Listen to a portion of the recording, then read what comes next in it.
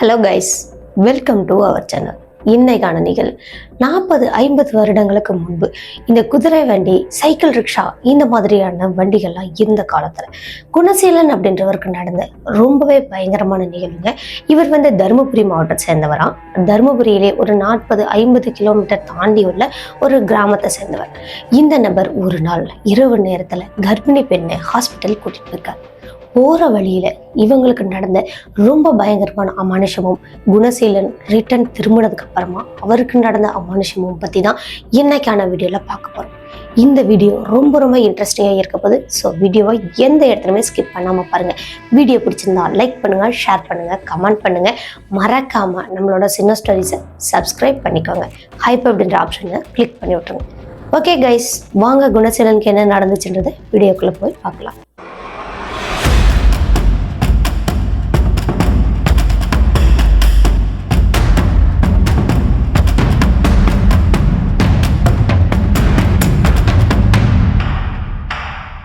Already சொன்ன மாதிரி தாங்க, குணசீலன் அப்படின்ற ஒரு தருமபுரி மாவட்டத்தில் ஒரு அழகான கிராமத்தை சேர்ந்தவர்.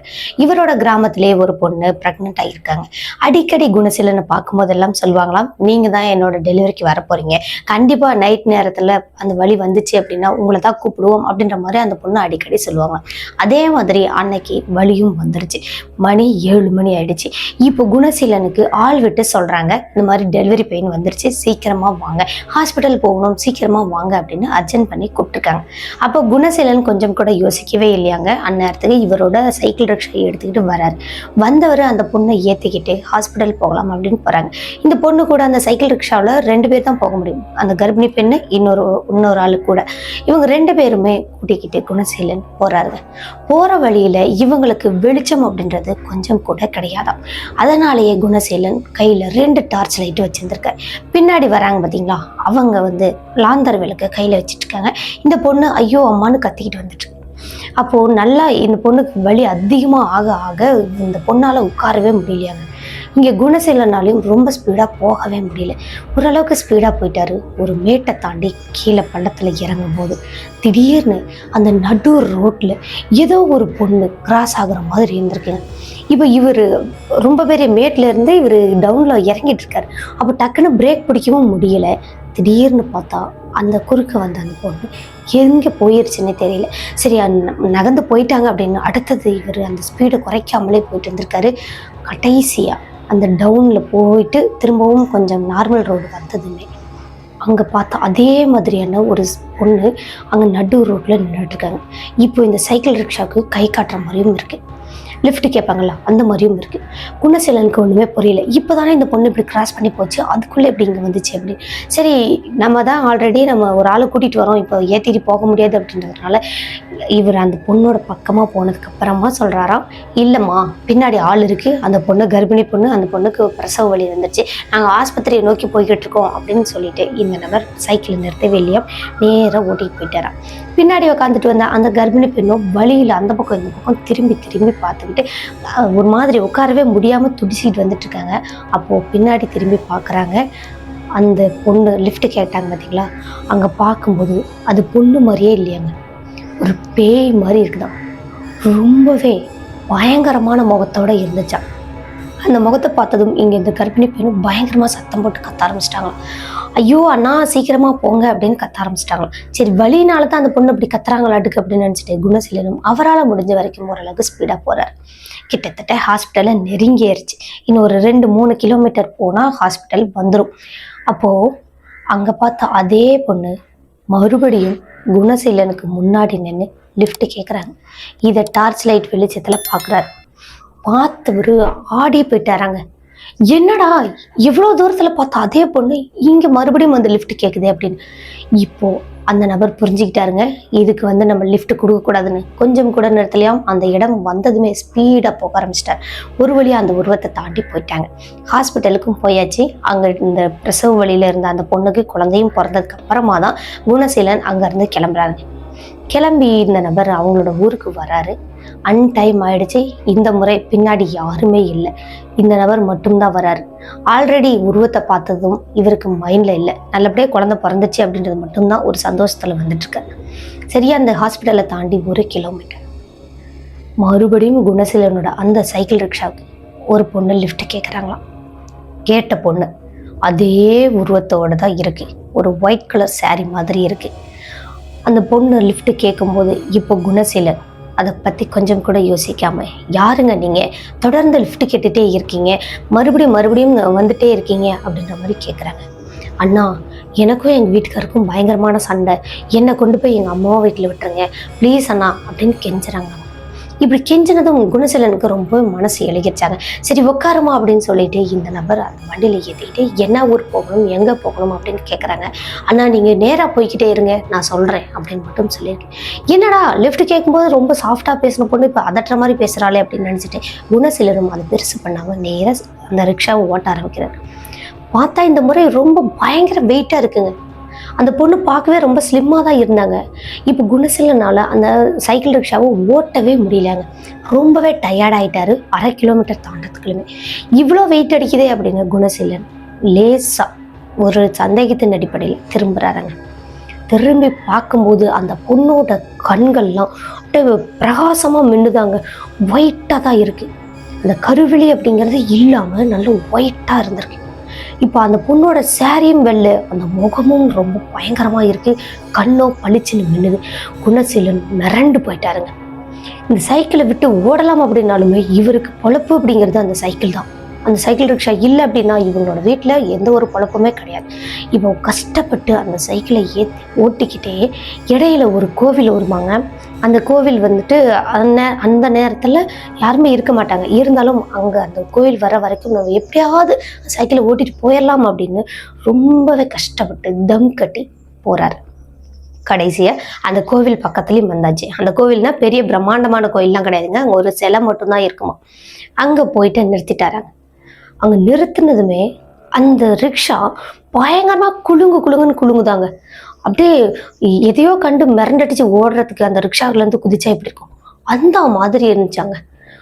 டக்குன்னு இந்த நபரை சைக்கிளை விட்டு இறக்கிட்டு அங்கே அந்த ரிக்ஷா உள்ளே பார்க்குறாராங்க. பார்க்கும்போது அந்த இடத்துல யாருமே இல்லை. இப்போ அந்த ரிக்ஷா அந்த சந்து வழியாகவே பார்க்குறாராங்க. ரொம்ப தூரத்தில் அந்த வெள்ளை கலர் சிலை கட்டினா அதே பொண்ணு நிற்கிற மாதிரி இருக்கு. இப்போ இந்த முறை அந்த கண்ணெல்லாம் பிரகாசமாக வெள்ளையா இருந்துச்சு பார்த்தீங்களா, அது எல்லாமே சிகப்பாக இருக்கிற மாதிரி இருந்துச்சு.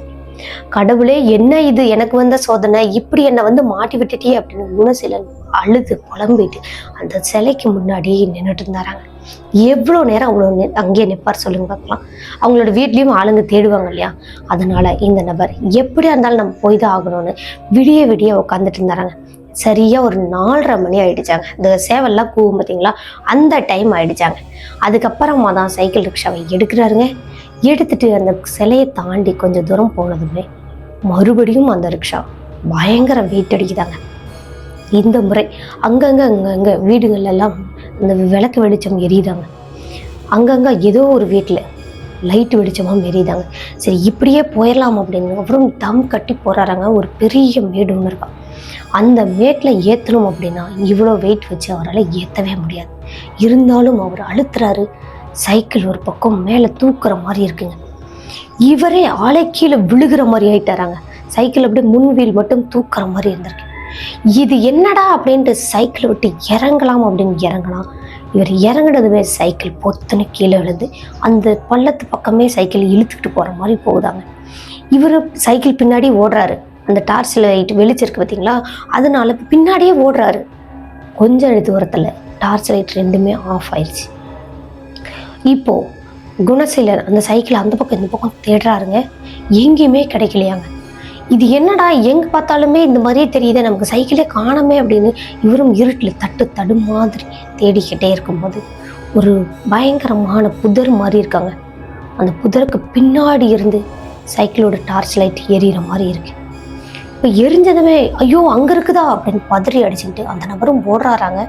இவர் போகவேங்க ஒரு காடு மாதிரி தான் இருக்குதாங்க. அந்த காட்டில் அங்கங்கே எங்கேயோ ஒரு மரங்கள் இருக்குது, நிறைய புதர்கள் இருக்குது, முள் எல்லாமே இருக்குது. இந்த நபர் போக அந்த சைக்கிளும் தூரமாக போய்கிட்டே இருக்குதாங்க. ஒரு கடைசியில் அந்த சைக்கிள் டார்ச் ஆன்லேயே இருக்குது. இப்போ அங்கே போகலாம் அப்படின்னு போகும்போது அந்த சைக்கிள் இப்போ நேராக நிற்குதாங்க. கீழே விழுந்து கிடந்த சைக்கிள் நேராக நிற்கிது. சைக்கிளுக்கு மேலே யாரோ உட்கார்ந்துட்டு இருக்கிறாங்க. பெல்லும் தானா அடிக்குது. இப்படி அடித்ததுமே ஒட்டம் கைக்கெல்லாம் சிலுத்துருச்சான். அந்த நபரும் நல்லா அந்த அந்த வெளிச்சத்திலே பார்க்கலாம் அப்படின்னு பார்க்குறாராங்க. அதே உருவம் தாங்க இப்போ அந்த சைக்கிளில் உட்காந்துக்கிட்டு சிரிச்சுக்கிட்டே அந்த சைக்கிளை ஓட்டிகிட்டு இருக்குங்க. ஒரே இடத்துல சைக்கிள் ஓட்டிக்கிட்டே இருக்குதுங்க. இவருக்கு ஒன்றுமே புரியல. இந்த சைக்கிளை எப்படியாவது நம்ம மீட்கணும் அப்படின்றது மட்டும்தான் இவரோட மைண்டில் ஃபஸ்ட்டு இருந்துச்சாங்க. அடுத்தது இந்த நபர் வேகமாக சத்தம் போட்டு சாமி பேரெல்லாம் சொல்லி கத்துன்னு கத்துறாராங்க. கத்துனாலுமே அந்த உருவம் அங்கேயே தான் உட்காந்துட்டு இருந்தாங்க, நகரவே இல்லையா. அதுக்கப்புறமா தான் இவருக்கு ஒரு விஷயம் புரியுது. நெருப்பை பார்த்தா ஆன்மா போயிடும் அப்படின்னு. உடனே இவரோட பாக்கெட்ல இருந்த அந்த பீடியில ஒன்று எடுத்து பற்ற வச்சுட்டு அந்த தீக்குச்சி அந்த சைக்கிள் மேலே தூக்கி போட்டாராங்க. அந்த கொஞ்ச தூரம் வரைக்கும் நெருப்பு எரிஞ்சிருக்குங்க. அந்த நெருப்பை பார்த்ததுமே வீச்சுன்னு கத்திக்கிட்டு அந்த சைக்கிளை விட்டு இறங்கி எங்கேயோ ஓடி ஒளிஞ்சிருச்சு, மறைஞ்சிருச்சு. இப்போ வேகமாக அந்த நபர் அந்த ரிக்ஷாக்கிட்ட போறாரு. அந்த சைக்கிளை எடுத்துக்கிட்டு வெளியே வராரு. ரிக்ஷாவை ஓட்டிக்கிட்டு வந்து அந்த மேட்டை கடக்குறாங்க. கடந்ததுக்கு அப்புறமா தான் குணசேனனுக்கு கொஞ்சம் நிம்மதியாகவும் இருந்திருக்கு. சரி, இதுக்கப்புறம் வராது அப்படின்னு நினச்சிட்டு இந்த நபர் வீட்டுக்கு போறாரு. வீடு பக்கமாக வந்ததுக்கு அப்புறமா தான் ஒரு ஸ்பீட் பிரேக்கில் ஏறி இறங்குறாருங்க. சைக்கிள் ரிக்ஷா ஏற்றி இறக்குறாரு. ஏற்றி இறக்குனதுமே திடீர்னு தொப்புன்னு அந்த ரிக்ஷாக்குள்ளே யாரோ வந்து விழுகிற மாதிரி விழுந்திருக்காங்க. விழுந்ததுமே இவர் ஷாக் ஆகிட்டு திரும்பி பார்த்துருக்காரு. திரும்பி பார்க்கும்போது சேம் அங்கே போகிற வழியில் பார்த்தார் பார்த்தீங்களா, அதே உருவம் தான் அந்த ரிக்ஷாக்குள்ளே வந்து விழுந்திருக்கு. இந்த முறை சிரிச்சுக்கிட்டே, என்னை எங்கள் அம்மா வீட்டில் விட்டுரு, என்னை எங்களோட வீட்டில் விட்டுரு, என்னை எங்களோட வீட்டில் விட்டுருன்னு சொல்கிறல்ல அப்படின்னு அதட்டுதாங்க. இந்த சத்தம் இல்லாமல் அப்படியே குணசீலனுக்கு பயங்கரமாக பயத்தை தந்துச்சாங்க. அந்த உருவத்துக்கிட்ட இருந்து தப்பிச்சா போதும்னு இவரும் உயிரை கொடுத்து அந்த சைக்கிளை ஓட்டிக்கிட்டு நேராக வீட்டுக்கு வந்துட்டாராங்க. வீட்டுக்கு வந்தவர் திரும்பி கூட பார்க்கவே இல்லையாங்க. அந்த சைக்கிள் ரிக்ஷாவை விட்டுட்டு வேகமாக வீட்டுக்குள்ளே ஓடி சேர்ந்துட்டார். வீட்டுக்குள்ளே போயிட்டு கதவெல்லாம் சாத்திட்டு அதுக்கப்புறமா தான் அந்த ஜன்னல் வழியாக மெதுவாக பார்க்குறாராம். இருட்டாக இருக்கு, கொஞ்சம் ஓரளவுக்கு விடிஞ்சிருச்சு. இப்போ அந்த இடத்துல பார்க்கும்போது எதுவுமே தெரிகிற மாதிரி இல்லை. சரி, எதுவுமே இல்லை, போயிடுச்சு போல் அப்படின்னு நினச்சிட்டு இந்த நபர் அதுக்கப்புறமா தான் போய் படுக்கிறாரு. இவர் படுத்து ஒரு 5 நிமிஷத்தில் இவங்களோட மனைவி எழுந்திரிக்கிறாங்க. எழுந்தவங்க வாசலுக்கு சாணியெல்லாம் போடலாம் அப்படின்னு வெளியே போயிருக்காங்க. வெளியே போய் பார்த்தா இவங்களுக்கு அந்த ரிக்ஷாவில் இவங்களோட கணவர் படுத்துட்டு இருக்கிற மாதிரி தெரிஞ்சிருக்குங்க.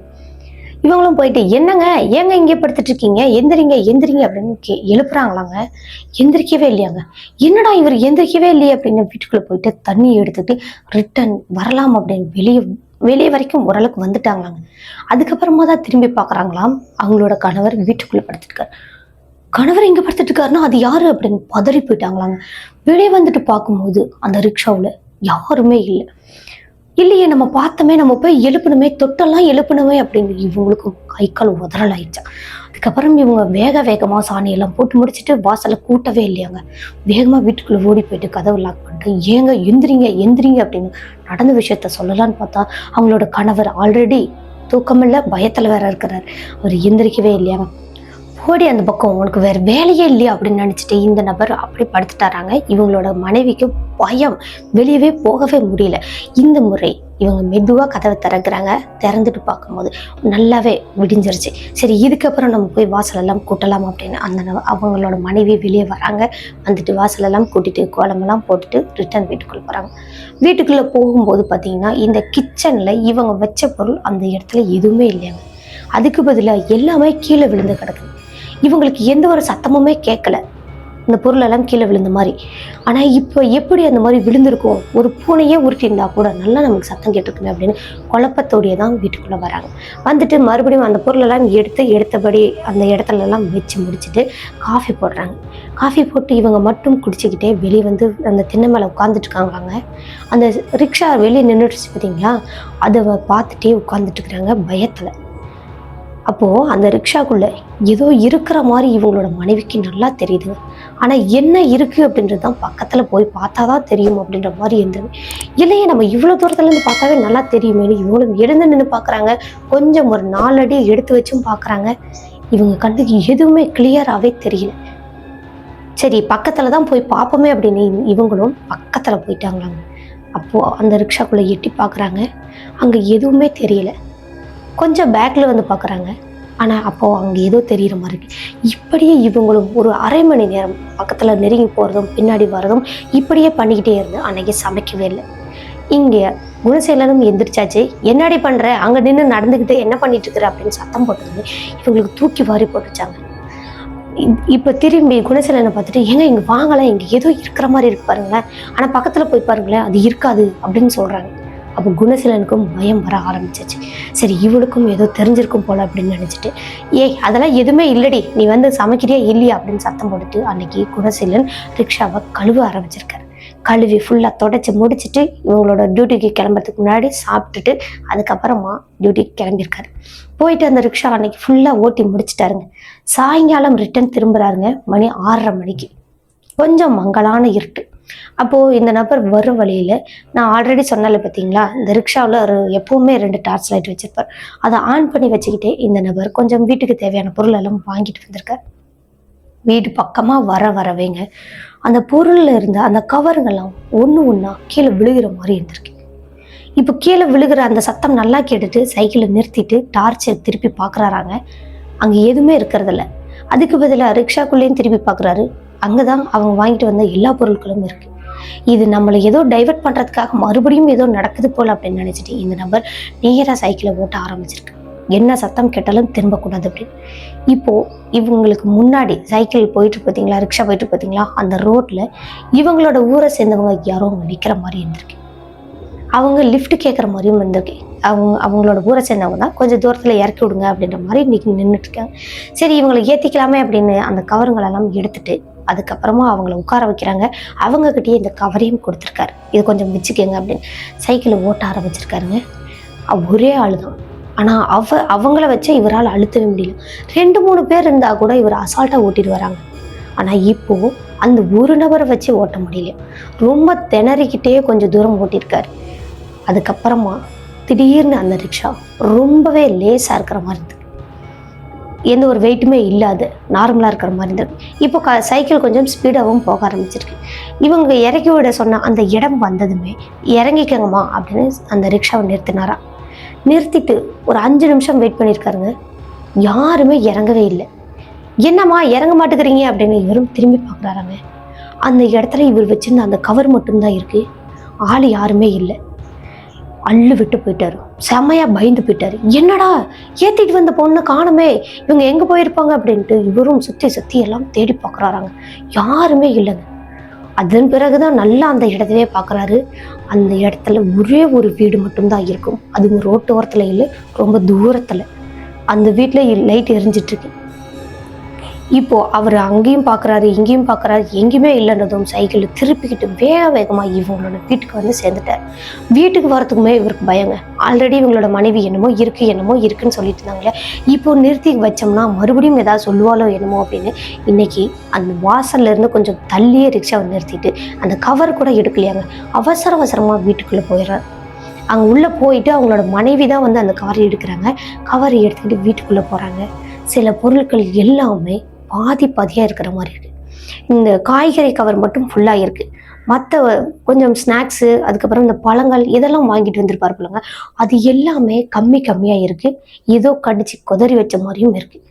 என்னங்க பார்த்து கூட வாங்க மாட்டீங்களா, இந்த மாதிரியா வாங்கிட்டு வருவீங்க, ஒரு பொருள் கூட உங்களுக்கு வாங்க தெரியாது அப்படின்னு சத்தம் போட்டுக்கிட்டே வீட்டுக்குள்ளே வராங்க. கவரை பார்த்ததுமே குணசீலன் அந்த 2 கவரையும் வாங்கிட்டு வேகமாக வீட்டுக்குள்ளே இருந்து வெளியே ஓடி வந்து தெருவில் வீசுறாருங்க. தெருவில் வீசினதுமே அவர் வாங்கிட்டு வந்த அந்த ஸ்நாக்ஸுங்கள் ஒன்று கூட கீழே விழுகவே இல்லையாங்க.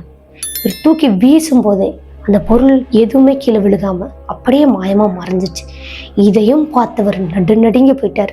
வீட்டுக்குள்ளே ஓடுறாரு. அவங்களோட மனைவியை கூப்பிட்டு இந்த மாதிரி தான் நடந்துச்சு அப்படின்ற விஷயம் எல்லாத்தையுமே சொல்லியிருக்காரு. ஏங்க நானும் சாணி போட போனல, அப்போ உங்களை மாதிரியே அந்த ரிக்ஷாவில் ஏதோ படுத்துட்டு இருந்துச்சுங்க. நானும் எழுப்பி பார்த்தேன், எந்திரிக்கவே இல்லைங்க. தண்ணி எடுத்துகிட்டு போகலான்னு வரத்துக்குள்ளே நீங்கள் வீட்டுக்குள்ளே இருந்தீங்க. திருப்பி பார்க்கும்போது அவங்க எதுவுமே இல்லைன்னு அவங்களுக்கு நடந்த விஷயங்கள சொல்லியிருக்காங்க. சொன்னதும் 2 பேரும் பயந்து நடுங்கி விட்டாங்க. என்னது இது மாற்றி நமக்கே நடந்துட்டுருக்கே அப்படின்ட்டு அன்னைக்கு சாப்பிடக்கூட இல்லையாங்க குணசீலன்.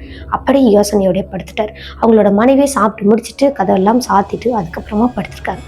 நல்லா தூங்கிட்டு இருந்த குணசீலன் அவங்களோட மனைவி 2 பேருக்குமே தூக்கி வாரி போடுற மாதிரி ஒரு சத்தம் கேட்குது. இவங்களோட அந்த ரிக்ஷாவோட அந்த பெல் சவுண்டு தான் கேட்குது. அந்த பெல்லை தொடர்ந்து யாரோ அடிச்சுட்டே இருக்கிற மாதிரி இருக்கு. இந்த சத்தம் பொறுக்க முடியலையாங்க குணசீலன். தூக்கமும் வரலை, ரொம்ப இரிட்டேட்டாகவும் இருந்திருக்கு. உடனே இவர் எந்திரிச்சிருக்காரு. அவங்களோட மனைவி இவரோட கையை பிடிச்சி தடுத்து நிறுத்திருக்காரு. போகாதீங்க அப்படின்னு. ஏன் போகக்கூடாது அப்படின்ட்டு இவர் மெயின் டோரை ஓப்பன் பண்ணியிருக்காருங்க. உங்கள் தூரத்தில் தானே, வாசலில் நல்லா நிறுத்தலை, கொஞ்சம் தள்ளியே தான் நிறுத்தியிருந்தாரு. இப்போது அந்த ரிக்ஷா இவங்களோட வீட்டை ஒட்டினபடி நின்றுட்டுக்குதாங்க. இவங்களோட மனைவியும் பார்க்குறாங்க. என்னங்க எங்கேயோ நிறுத்தி வச்சிருந்த ரிக்ஷா எப்படிங்க இங்கே வந்திருக்கோம் அப்படின்னு இவங்க பயத்தில் பேச ஆரம்பிச்சிருக்காங்க. குணசீலன் சத்தம் போடாத அப்படின்னு பக்கமாக நெருங்கி போகிறாங்க. அந்த பெல்லு தானாகவே அடிச்சுட்டே இருக்குங்க. அந்த உருவங்கள் எதுவுமே தெரியல. இப்போ போயிட்டு அந்த பெல்லு மேலே கை வச்சுட்டாராங்க. அதுக்கப்புறம் அந்த பெல்லு அடிக்கலை. சரி, நீ இந்த நபர் திரும்பி வீட்டுக்கு வரலான்னு வரும்போது மறுபடியும் அந்த பெல்லு அடிக்க ஆரம்பிச்சிருக்கு. தொடர்ந்து இந்த மாதிரி அடிச்சுட்டே இருக்கு இவங்க கண்ணுக்கு முன்னாடி. ஆனால் எந்த ஒரு உருவங்களும் தெரியல. வேக வேகமாக வீட்டுக்குள்ளே வந்தவர் இந்த திருநீர் இருக்குது பார்த்தீங்களா, அது ஒரு தண்ணியில் கரைக்கிறாருங்க. அது கூடவே கொஞ்சம் இந்த கல்புரம் இருக்குது பார்த்தீங்களா, அதையும் பொட்டச்சி போட்டு அந்த தண்ணி கொண்டுட்டு வந்து அப்படியே ஊற்றிட்டாருங்க. ஒரு ஆள் மேலே ஊற்றினா எப்படி இருக்கும் அந்த மாதிரி ஃபோர்ஸாக ஊற்றிட்டு கதவை சாத்திட்டு உள்ளே வந்துட்டார். அதுக்கப்புறம் நடந்ததை பார்க்கணுமே, அந்த ரிக்ஷாவே தலைகீழ பரட்டி போடுற மாதிரி பயங்கரமாக சத்தம் கேட்குதுங்க. தொடர்ந்து ஏதோ உடையிற மாதிரியான சத்தங்கள், இந்த பெல் சவுண்டு கூடவே என்னென்னமோ சவுண்டுகள்லாம் கேட்குதாங்க. இவங்களை வெளியே வர வைக்கிறதுக்காக அத்தனை சத்தம் போட்டாலுமே இவங்க 2 பேருமே வெளியே போகவே இல்லை. அடுத்ததே காலையில் விடியவே இவங்களும் முழிச்சிட்டே இருந்துட்டு விடிஞ்சதுக்கு அப்புறமா சாணியெல்லாம் போட்டு அந்த வாசலை கூட்டலாம் அப்படின்னு பார்க்கும்போது அந்த ரிக்ஷா தள்ளி தூரமாக தான் நின்றுட்டுருக்கு. இப்போ அந்த ரிக்ஷா நல்லாவே நின்றுட்டுருக்குங்க. நைட்டு என்னென்னமோ சத்தங்கள்லாம் கிடைச்சது, அதில் எதுவுமே கேட்கலையா. நல்லா வெளிச்சம் வந்ததுக்கு அப்புறம் தான் இவங்க வெளியவே போயிருக்காங்க. இப்போ கூட்டியெல்லாம் முடிச்சுட்டு வேக வேகமாக இவங்க கிளம்புறாங்க, கோயிலுக்கு போயிட்டு வந்துடலாம் அப்படின்னு. இப்போ கோயிலுக்கு போகிறதுக்கு முன்னாடியே அக்கம் பக்கத்தில் விசாரிக்கிறாங்க. இந்த மாதிரி தொடர்ந்து நடக்குது, என்னதான் பண்ணுறதுனே தெரியல அப்படின்னு. அப்படி விசாரிக்கும் போது இவங்க என்ன பண்ணியிருக்காங்கன்னா, நீங்கள் அமாவாசையில் இந்த சைக்கிள் ரிக்ஷாவுக்கு ஏதாவது பூஜை பண்ணுங்க, வீட்லேயே இந்த பூசணிக்காய் உடைக்கிறது, அதுக்கப்புறம் இந்த கல்புரம் காட்டி அந்த ரிக்ஷாவை சாமி மாதிரி கும்பிட்றது, இந்த மாதிரி ஏதாவது பண்ணுங்க, சரியா போயிடும் அப்படின்னு சொல்லியிருக்காங்க. அதே மாதிரி அவங்களோட மனைவியும் வெள்ளிக்கிழமை செவ்வாய்க்கிழமை எல்லா கிழமைகள்லையுமே இவங்க அந்த சைக்கிள் ரிக்ஷாவுக்கு பூஜை போடுவாங்களாங்க. எலுமிச்சை பழம் காவு கொடுத்து பூஜை போட்டு அதுக்கப்புறமா தான் இவங்களுக்கு அந்த பிரச்சனைகள் வராமல் இருந்திருக்கு. இவங்களும் டைம் கிடைக்கும் போதெல்லாம் ஏதாவது ஒரு கோயிலுக்கு போயிட்டு வருவாங்களாம். அந்த மாதிரி இவங்க தொடர்ந்து பண்ண ஆரம்பித்ததுலேருந்து எந்த ஒரு பிரச்சனையுமே இல்லை. இங்கே குணசீலன் நைட் டைமில் தானே வீட்டுக்கு திரும்ப வருவார். அப்படி வர வழியிலுமே இவர் வர வழியில் ஒரு சிலை மாதிரி ஒன்று இருக்குன்னு சொன்ன பார்த்தீங்களா, ஒரு சாமி சிலை, அந்த இடத்துல நின்று சாமி கும்பிட்டுட்டு அதுக்கப்புறமா தான் வீட்டுக்கு வருவாராம். அதில் இவருக்கு எந்த ஒரு பிரச்சனையுமே இல்லாமல் ரொம்ப ஹாப்பியாக வாழ்கிறாங்க. இந்த கர்ப்பிணிக்கு நடந்துச்சு பார்த்தீங்களா ஃபர்ஸ்ட் டைமு, அது அந்த பொண்ணு டிஸ்சார்ஜ் ஆகி வீட்டுக்கு வந்து அவங்களோட வீட்டுக்கு அந்த குழந்தை எடுத்துகிட்டு போவாங்க பார்த்தீங்களா, அந்த டைமில் தான் இந்த குணசீலனை பார்த்து சொல்லியிருக்காங்க, அண்ணா நான் கத்துனது அந்த உருவத்தை பார்த்து தானா, பின்னாடி ஏதோ நின்றுட்டு இருந்துச்சுனா அப்படின்னு சொல்லியிருக்காங்க. அதுக்கப்புறமா குணசீலன் அதெல்லாம் எதுவுமே இல்லைன்னு அந்த பொண்ணுக்கு தைரியம் சொல்லி அனுப்பியிருக்காங்க. கொஞ்ச நாளிலேயே அந்த ரிக்ஷாவை விற்றுட்டு வேற ஒரு ரிக்ஷா வாங்கியிருக்காங்களாங்க. இப்போது அவங்க அந்த ஊர்லேயே இல்லையாம், வேற ஒரு ஊரில் இவங்க பொழப்புக்காக அங்கே போயிட்டு இப்போ அங்கேயே செட்டில் ஆகிட்டாங்களாம். இப்போ அவங்களோட பசங்களும் வளர்ந்துட்டாங்க, அவங்களும் நல்ல ஒரு ஜாப் போயிட்டாங்க. குணசீலன் எந்த ஒரு வேலைக்கும் போகாமல் வீட்லேயே தான் இருக்காராம். ரொம்ப ஹாப்பியாக வாழ்ந்துட்டுருக்கோம் அப்படின்ற மாதிரி இந்த நிகழ்வில் குணசீலனோட பையன் தான் நமக்கு சொல்லியிருக்காங்க. இந்த நிகழ்வை சொன்னால் அவங்களோட பையனுக்கு ரொம்ப ரொம்ப நன்றியை சொல்லிடலாம். இந்த வீடியோ எப்படி இருந்துச்சுன்னு மறக்காமல் கமெண்ட் பாக்ஸில் கமெண்ட் பண்ணுங்கள். வீடியோ பிடிச்சிருந்தா லைக் பண்ணுங்கள், ஷேர் பண்ணுங்கள். மறக்காமல் ஹைப் அப்படின்ற ஆப்ஷனை கிளிக் பண்ணி விட்டுருங்க. இது மாதிரி தொடர்ந்து ரியல் லைஃப் கோஸ்ட் இன்சிடென்ட்லாம் கேட்கணும் அப்படின்னா நம்மளோட சினோ ஸ்டோரிஸை சப்ஸ்கிரைப் பண்ணிக்கோங்க, பக்கத்தில் உள்ள பெல் ஐக்கானில் ஆள் கொடுத்து வச்சுக்கோங்க. ஓகே கைஸ், இது மாதிரியான திகில் நிகழ்வுகள் உங்களோட வாழ்க்கையிலையோ அல்லது உங்கள் ஃப்ரெண்ட்ஸ் அண்ட் ரிலேட்டிவ்ல யாருக்காவது நடந்திருக்கா, அப்போ அதை நம்மளோட சேனலில் வீடியோவாக பார்க்கணும் நீங்கள் ஆசைப்படுறீங்களா, என்னோட வாட்ஸ்அப் நம்பருக்கு நீங்கள் வாய்ஸ் நோட்டாக சென்ட் பண்ணிக்கலாம். கண்டிப்பாக அந்த நிகழ்வு நம்மளோட சேனலில் வீடியோவாக பார்க்க முடியும். ஓகே கைஸ், மீண்டும் ஒரு திகிலான ஹாரரான ரியல் லைஃப் கோஸ்ட் இன்சிடென்ட்டோட அடுத்த எபிசோட்ல சந்திக்கிற வரைக்கும் உங்களிடமிருந்து விடைபெறுகிறேன். உங்கள் சினோ ஸ்டோரிஸில் நான் உமா. டாடா பாய்.